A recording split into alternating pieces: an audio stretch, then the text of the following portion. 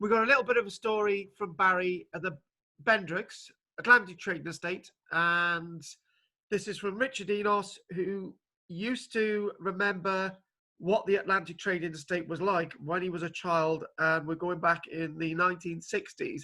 So he's going to tell a story about the old military depot that was very active in the Second World War. Over to you. Back in about 1964, a friend of mine, whose father was the manager of the Fellows Chamberlain enamel factory, which ran alongside the old SRD depot on Barry Dock. One Sunday morning, he got the keys for us to all go picking blackberries on what would have been the old SRD depot, which was now closed down and overgrown with brambles, with a fantastic crop of blackberries. So during our time over there, me and my friend Keith wandered all around the place, all over the really well-laid roads that existed then, picking up cat's eyes from the middle of the road, which were all perishing away from the lack of use over the years. And it was surprising how much of it was still all perfect, just all locked up buildings everywhere.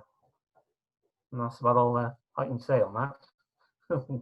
Was there any little bits and pieces lying around that could be Second World War artifacts, anything like that?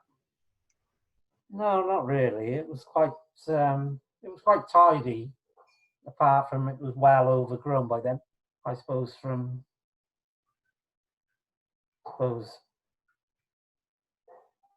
just being overgrown with blackberries, brambles, etc., small trees.